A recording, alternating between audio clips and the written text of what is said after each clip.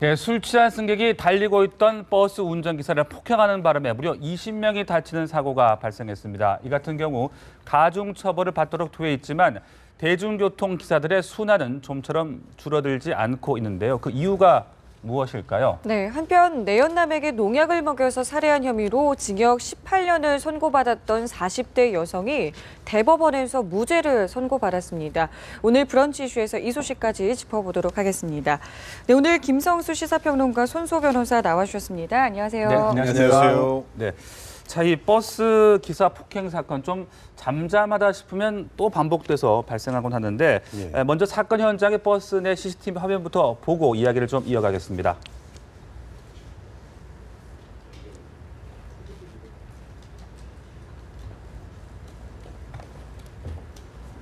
네, 지금 기사가 지금 차가 움직이고 있는 상황인데요. 네. 자, 빨간 모자를 쓴 한 승객이 지금 앞으로 다가오고 있습니다. 네, 목격자들의 말에 의하면 이제 술에 취한 김 씨가 버스에서 음악이 너무 크다고 시비를 걸다가 운전기사를 폭행했다고 경찰에는 진술을 했고요. 이 김 씨가 지금 수술을 마치는 대로 이제 특정범죄 가중처벌에 관한 법률 위반 혐의로 조사할 예정이라고 합니다. 네. 이렇게 그 기사와 승강이를 좀 벌이다가 버스 기사의 얼굴을 때리는 그런 모습이었는데 알고 보니 그 라디오 소리가 컸다 뭐 이게 화근이었다고요? 예, 그렇습니다. 사실 그 버스 기사나 택시 기사들이 이렇게 폭행을 당하게 되는 경우에 그 이유가 정말 어이없는 경우들이 많습니다. 이번 같은 경우도 그런 케이스라고 볼 수 있는데 그러니까 취객이에요. 그 취객이 그 음악 소리 같은 걸로 시비를 걸어서 네. 뭐 그 또 뭐 시끄럽다 어쩌다 뭐 이런 식으로 시비를 걸어서 그냥 바로 폭행을 가했는데 이번 같은 경우는 이 폭행을 가했을 때 눈을 맞은 거예요. 그러다 보니까 갑작스럽게 핸들을 놓치게 되는 상황들이 벌어지게 되고 그러다 보니까 가로수를 들이받아서 거의 대형 참사가 날 뻔한 그런 상황들이 벌어졌는데 이런 상황들을 막기 위해서 지금 그 승객과 차단하는 그런 안전막들을 설치하고 있음에도 불구하고 그걸 빠져나와서 이렇게 구타를 하는 그런 장면들이 나왔기 때문에 여러 가지로 지금 점검이 필요한 그런 상황이라고 볼 수 있겠습니다. 지금 사진만 봐도 얼마나 당시에 지금 충격이 컸는지를 알 것 같은데 궁금한 게요. 차가 이렇게 움직일 때 폭행이 일어나는 것과 멈췄을 때 일어나는 건 또 다른 이야기일 것 같은데 처벌 수위도 좀 다른가요? 일단 그 단순한 폭행이 아니거든요. 네. 또한 따라서 이제 이렇게 그 운행 중인 자동차의 운전자를 폭행했을 경우에는 앞서 말씀드린 그런 특정 범죄 가중처벌에 관한 법률에 의해서 상당히 가중처벌을 받습니다.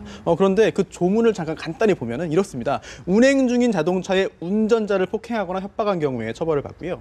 또한 그 이러한 죄를 범해서 사람이 다쳤을 경우에는 3년 이상의 유기징역, 사람이 사망했으면은 무기 또는 5년 이상의 징역인데요. 중요한 것은 운행 중인 자동차라는 거죠. 네, 그런데 그 운행 중이라는 게 단 자동차가 움직일 때만 의미하는 것은 아니고요. 그 기사가 이제 그 착석을 해가지고 가다가 잠깐 정차했을 경우에도 운행 중으로 보는 것이 타당할 것입니다. 따라서 이번 경우에 자동차가 움직이는 경우에 폭행을 했든 아니면 정류장에 잠깐 서 있을 때 폭행을 했든 그 위험성에 있어서는 큰 차이가 없을 것이기 때문에 결국 그 특가법이 적용돼서 엄한 처벌을 받을 것으로 그렇게 판단이 됩니다. 네, 이렇게 그 일부 버스 기사들이 몰지각한 승객에게 순환을 당하는 일, 뭐 택시 운전기사들도 마찬가지고요. 이렇게 이런 일들이 끊이지 않고 있는 이유, 글쎄요. 이번에는 또 술이 또 문제였을 것 같은데 어떤 이유가 있을까요? 뭐 여러 가지 이유들이 있겠지만 기본적으로 그 이런 그 서비스를 갖다 행하고 있는 사람들에 대해서 너무나 사람 취급을 하지 않는 그런 잘못된 그 사회적 인식에 근거하는 바가 굉장히 큽니다. 실제로 지금 버스 운전기사들도 그 보면 뭐 요금을 내라는 말에 갑자기 폭행을 한다든가 아니면 자기를 태우지 않았다고 해가지고 문을 갖다가 유리창을 깨고 들어와서 폭행을 가한다든가 또 흉기를 들고 이제 폭행을 가한다든가 하는 그런 일들이 계속적으로 있어 왔는데 법은 강화됐다고 하지만 실제로 끝까지 가서 이 법대로 최고형을 그렇게 받는 사람들이 그다지 많지가 않는 그런 상황이기 때문에 뭐 그리고 또 이게 형사적으로 이렇게 처벌을 받는다고 해도 그 사고를 당하고 있는 그런 그 어떤 승객들이라든가 또 버스를 운전하고 있는 기사들에게 거기에 대한 어떤 적절한 보상이 이루어지는 건 아니기 때문에 여러 가지로 이제 법이 부족한 부분들도 상당히 많은 것이죠. 이 외에도 뭐 택시 기사들이라든가 대리운전 기사들도 이런 일들이 벌어지고 있으니까 택시 운전기사나 대리운전기사는 자칫 잘못하면 이제 사적인 복수, 그러니까 자력구제를 하는 그런 모습들을 보이기도 합니다. 그래서 이것이 더 큰 폭력으로 계속적으로 상승할 수 있는 그런 위험들도 안고 있기 때문에 인식 개선에 더불어서 법적인 강력한 규제들 그리고 이에 대한 교육들 이런 것들이 필요할 거라고 봅니다. 그 지금 말씀하신 것처럼 실제로 구속까지 가는 경우가 상당히 드물었다고 저도 알고 있는데 왜 네. 그런 건가요? 일단 그 통계를 보면요. 2009년부터 이제 5년 동안 그 결국 이제 그 버스와 택시 기사를 폭행한 경우에 입건 건수가 19,000여 건이라고 하거든요. 하지만 실제로 이제 그 구속된 경우는 이제 100여 건에 불과하다고 합니다. 물론 구속 여부가 엄벌을 했는지 여부를 가리는 유일한 척도라고 보기도 어렵고요. 또한 그 다른 범죄와의 뭐 균형성 아니면 다른 범죄자와의 형평성 등등을 고려해서 처벌 수위가 정해지겠지만 굉장히 그 승객들이 많이 탑승하고 있을 경우에는 미치는 해악이 굉장히 클 수가 있고요. 또한 그 아무런 잘못 없는 사람들이 생명까지 잃을 수 있는 위험한 범죄이기 때문에 네. 또한 그 특가법을 제정해서 엄격한 처벌 규정을 만든 것의 취지에 부합한다면은 앞으로 좀 처벌 수위를 실질화시켜서 이런 범죄를 저지르면 절대 안 되겠구나 하는 경각심을 주는 것도 지금 시점에서는 필요한 조치가 아닌가 그렇게 생각이 됩니다. 네, 지금 저희 이제 화면으로도 운전기사를 폭행하는 여러 가지 장면들을 계속 예. 보여드리고 있었는데 계속 이런 일들이 좀 반복되는 걸 좀 막아야 될 것 같습니다. 어떤 대책, 또 우리의 의식도 좀 바뀌어야 되지 않을까 싶은데요. 뭐 1차적으로는 이렇게 운행 중인 교통수단에서 폭행들이 일어났었을 때 그것을 확실하게 범죄로 인식하고 적절한 처벌들을 갖다 가하는 그런 그 태도들이 좀 많이 바뀌어야 될 것 같고요. 무엇보다도 사회적인 인식이 좀 바뀌어야 됩니다. 지금 한국이라고 하는 사회가 작은 권력만 있어도 그 권력을 행사함으로써 만족감을 얻으려고 하는 그런 잘못된 인식들이 잡혀 있거든요. 그래서 네. 서로가 서로가 갑이 되려고 갑질을 하려고 하는 그런 사회다 이렇게 표현들을 많이 하는데요. 이런 문화들이 사라지기 위해서는 기본적으로 우리 사회가 질서와 원칙에 의해서 운영된다라고 하는 것들을 바로 세울 필요들이 있고요. 그런 측면에 여러 가지 교육들도 함께 수행이 돼야 된다고 생각을 합니다. 네, 법적으로 어떤 대책이 좀 나와야 될까요? 이미 법적으로는 모든 조치가 다 만들어져 있는 것 같아요. 예. 일단 강력한 처벌 규정이 있고요. 또한 그 어떤 행위를 하지 못하게 뭐 막을 수 있는 법으로 막을 수 있는 건 아니거든요. 다만 그런 행위를 했을 경우에 강한 처벌을 함으로써 하지 못하도록 이제 경고를 할 수 있는데요. 그런 조항을 만들어서 더 있다고 판단이 됩니다. 따라서 지금 뭐 어떠한 규정을 더 만든다고 해가지고 이런 사태가 더 줄어들 것이라고 보여지지 않고요. 네. 다만 있는 규정을 정확하게 적용함으로써 앞으로 이런 행위가 줄도록 해야 될 것이고 또한 처벌만이 능사는 아니거든요. 또한 그 여러 가지 계도라든지 어떤 이런 홍보를 통해서 이런 행위들의 그 위험성을 좀 더 강조한다면은 앞으로 좀 줄어들 수 있는 가능성이 좀 더 높아지지 않을까 그렇게 생각됩니다. 네, 알겠습니다. 다음 사건으로 좀 넘어가 볼게요. 헤어지자고 말한 내연남에게 농약을 먹여서 살해했던 사건이 있었습니다. 오늘 이 얘기를 좀 해볼 텐데 먼저 이 사건 잠깐 좀 짚어주시죠. 예, 기본적으로 사건의 개요는 그렇습니다. 피고인이 이제 그 헤어지자고 하면서 사뒀던 아파트 등을 돌려달라고 이렇게 요구하는 그런 상황이었습니다. 그러니까 이런 상황에서는 이제 재산을 지켜야 되지 않겠습니까? 그렇기 때문에 범죄의 동기가 충분하다 이렇게 생각을 해가지고 그리고 또 이제 정황상으로 보면 이 농약을 이렇게 농약에 담겼던 그 병에서 지문이 발견되는 점 이런 점들을 미루어서 분명히 살해 의도를 가지고 농약을 제공한 것이 아니겠느냐 이런 얘기들을 하면서 1심과 2심에서는 지금 징역 18년까지 지금 선고를 받았는데요. 네. 대법원에 가가지고 이게 깨진 거죠. 깨지면서 그 이유가 아무리 만취했다고 해도 이렇게 역한 농약을 어떤 위력이 없이 마실 수는 없을 것이다. 그렇기 때문에 이것을 속여서 이렇게 마시겠다라고 하는 그런 부분에서는 범죄 행위가 충분히 입증되지 않는다. 이렇게 얘기했고요. 또 네. 유죄로 볼 수 있을 만한 증거들도 부족한 거죠. 실제로 농약에 어떤 손이 닿아 있다고 해도 뭐 농약이라고 하는 거는 다른 이유를 위해서 농약을 사용할 수가 있는 것이기 때문에 그런 네. 부분들도 있고 그래서 여러 가지 이런 부분들을 미루어 봤을 때 충분한 증거는 있는 것 같지 않다. 이런 네. 얘기죠. 그러니까 범죄 혐의 사실이 있더라도 증거가 불충분하면 그것이 무죄가 될 수밖에 없는 것이거든요. 그러니까 검찰들 쪽에서 더 입증을 하지 못했다라고 하는 부분을 강조한 것 같습니다. 네, 징역 18년 무죄. 이 네. 일반인들이 보기에는 어떻게 이렇게 극과 극의 결과가 나올까 싶거든요. 변호사님 네네. 보시기는 어떻습니까? 일단은 그 결과적으로 굉장히 정말 그 한 사람의 운명이 바뀔 수 있는 그런 네. 결과가 나왔는데요. 일단은 그 결과에도 주목해야겠습니다만 이러한 판결이 선고된 이유도 좀 주목할 필요가 있겠습니다. 있겠습니다. 어찌 보면은 1심과 2심에서는 동기도 충분하고 또한 유죄라고 볼 만한 증거도 충분하다라고 봐도 굉장히 중형을 선고했지 않습니까? 그런데 이번에 대법원에서는 그러한 증거가 부족하다라고 엄격하게 판단을 함으로써 다시 한번 2심에 다시 한번 돌려보내면서 판단하게 만든 것인데요. 네. 중요한 점은 단순히 지문인 그 병에서 그 피고인의 지문이 나왔습니다. 농약병에서. 하지만 그 지문이 있다고 하더라도 무조건 그 살인의 증거로 보기는 어렵다라는 점을 그런 판단을 한 점이 좀 굉장히 주목되고요.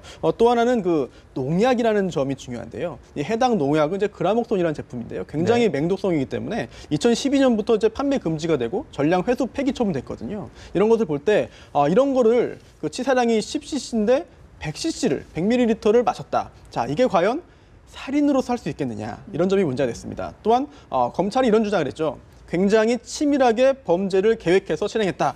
그런데 글쎄요, 치밀하게 했다고 한다면 이렇게 두 명이 마주 앉아가지고 이 정도로 했겠느냐, 이런 점도 이번에 대법원에서 지적을 했거든요. 네. 따라서 여러 가지 점에서 좀 많이 좀 이제 그 여러 가지 시사점을 주는 그런 판결이 아닌가 생각이 됩니다. 그 또 하나의 무죄 이유가 나온 게 술에 아무리 취해서도 술에 농약을 탔으면 알아차렸을 거다라는 부분이더라고요. 네. 여기에 이게 대해서 어떻게 생각하세요? 실제로 이제 말씀하신 그라목손이라고 하는 이 농약은 네. 굉장히 독한 냄새가 납니다. 그리고 역해서 사실 자기 의지를 갖지 않고는 먹기가 굉장히 힘든 그런 상황이에요. 술에 취해서도 그렇죠. 당연히 아무리 술에 취해서도 그것을 인지하지 못할 정도로 술에 취하기는 굉장히 어려운 상황이라고 이렇게 본 것이거든요.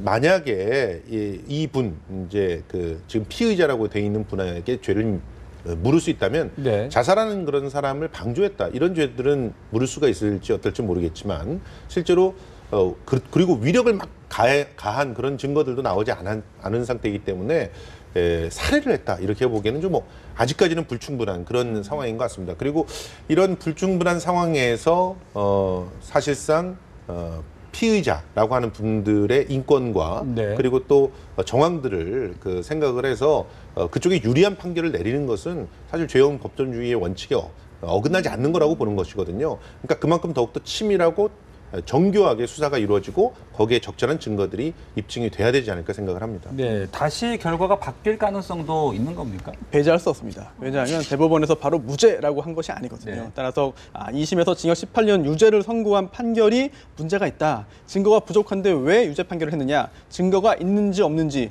증거가 충분한지 부족한 점을 다시 판단해라 하는 네. 취지로 그 고등법원에 이제 환송한 거거든요. 파기환송한 것이기 때문에 고등법원에서 다시 한번 2심에서 다시 한번 판단을 할 것입니다. 근데 만약에 검찰 측에서 검사가 추가적인 증거를 제출하지 못한다면 이번에 그 대법원 취지에 따라서 무죄 판결이 나올 것으로 예상이 되고요. 또한 그럴 가능성이 굉장히 높습니다. 하지만 경우에 따라서는 다시 한번 수사를 다시 한번 열심히 해서 추가적인 증거를 제출한다면 네네. 유죄 판결이 다시 선고될 가능성도 배제할 수는 없거든요. 따라서 앞으로 어떻게 재판, 파기환송심이 진행될지를 지켜볼 필요가 있겠습니다. 네, 알겠습니다. 자, 그리고 가짜 백수호 논란은 계속해서 커져만 가는 것 같은데요. 진짜 백수호가 들어간 게 전체의 5%뿐이다라는 결과가 나왔습니다. 저 굉장히 놀랐어요. 이 상황은 좀 설명이 좀 필요한 것 같아요. 이걸 5%뿐이다라고 하는 것만 액면 그대로 받아들이게 되면 사실 좀 문제가 있고요. 전체 200개의 제품을 검사를 해봤는데 그 중에서 157개는 DNA가 발견되지 않을 정도로 완전히 이제 부서져서 혼입돼 있는 그런 상태였다. 그래서 이게 이어부피소가 섞여 있는지 백소가 100%인지를 가늠하기 어렵다라고 네. 된 거고, 나머지 것들 중에서 그러니까 한 40여 개 정도 되는 거잖아요. 그 중에서 한 10개의 상품은 확실하게 100% 그 백소로 제조된 것이다. 이렇게 결과가 나온 것이에요. 네. 네. 그러니까 이제 이걸 가지고 너무 또 백소에 대한 그런 불신감을 가질 필요는 없을 것 같은데, 오히려 문제가 되는 것은 사실은 저는 그렇게 생각하는데요.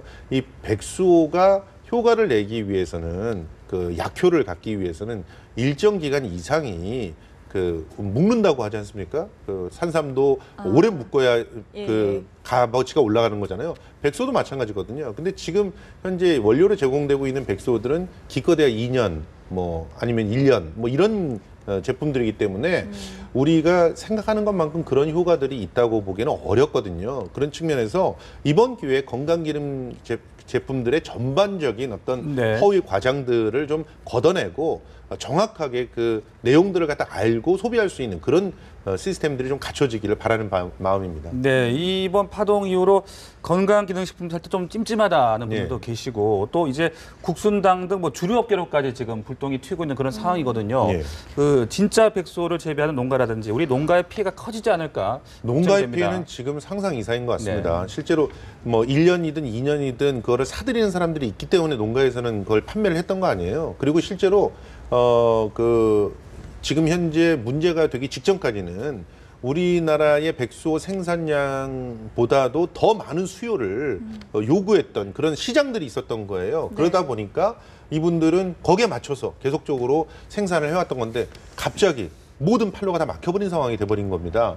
이렇게 되면 이제 심각한 위기에 봉착할 수밖에 없는데요. 관련 업계에 더 이상 불똥이 튀지 않도록 식약처와 뭐 기타 기관들이 좀 더 노력을 해야 되지 않을까 하는 생각이 듭니다. 지금은 서로가 너무 책임을 갖다 떠넘기기 위해서 어떻게 보면 농가의 피해나 이런 것들은 아랑곳하지 않는 그런 모습들을 좀 보이고 있거든요. 좀 더 적극적인 대책이 마련돼야 되는 시점이라고 봅니다. 네. 그리고 또 소비자에 대한 피해, 그 보상과 환불 부분도 저희가 좀 짚어봐야 될 것 같은데 피해를 입은 소비자들은 어떻게 지금 대응하는 게 좋을까요? 굉장히 좀 난처한 상황인 것 같습니다. 왜냐하면 아직 그 이어부피소의 독성이라든지 아니면 뭐 효능 또는 뭐 이런 것에 대해서 아직까지 확실하게 드러난 게 없기 때문에 결국 홈쇼핑사에서도 환불을 이제 그 부분적으로만 해주겠다, 전체를 해주지 않겠다, 또는 이미 복용한 부분에 대해서는 환불 못 해준다라는 입장을 취하고 있는데요. 이런 입장이 과연 언제까지 유지될지는 아직도 단정할 수 없겠습니다. 여론이 정말 좋지 않게 흐른다면은 이제 그 전액 환불을 해줄 수도 있겠는데요. 하지만 그 현실적으로 볼 때 홈쇼핑사에서 유독 많이 판매했거든요. 네. 또한 또 홈쇼핑사별로도 매출 차이가 굉장히 큽니다. 따라서 일부 홈쇼핑사는 뭐 선뜻 전액 환불해주겠다. 라는 경우도 있습니다만 어떤 곳은 이제 그렇게 했다가는 그 회사의 존립이 위험할 수도 있기 때문에 절대 못 해주는 상황도 있거든요. 따라서 소비자분들께서는 내가 구입을 어디서 했는가, 내가 어느 홈쇼핑 또는 어느 매체를 통해서 구입했는가, 어느 상점에서 구입했는가 등등에 따라서 대응이 약간 달라져야 될 것 같고요. 또한 일단 굉장히 상당 시간이 걸릴 수도 있습니다. 왜냐하면 독성 시험에 따라서 결국은 그 제조사, 판매사의 대응이 달라질 텐데 이게 결국 2년 정도 걸릴 것이라고 지금 나오고 있거든요. 예상이. 그렇다면은 생각보다 긴 호흡으로 대응하셔야 될 것으로 보이고요. 하지만 지금 당부드리고 싶은 것은 이런 판매처에서 좀 최대한 빨리 전액 환불 보상 조치 해주는 것이 오히려 장기적으로 볼 때 본인들의 회사의 이미지에도 도움이 되고 영업에 도움되지 않는가 그렇게 생각이 됩니다. 알겠습니다. 저희 오늘 말씀은 여기까지 듣겠습니다. 고맙습니다. 고맙습니다. 고맙습니다.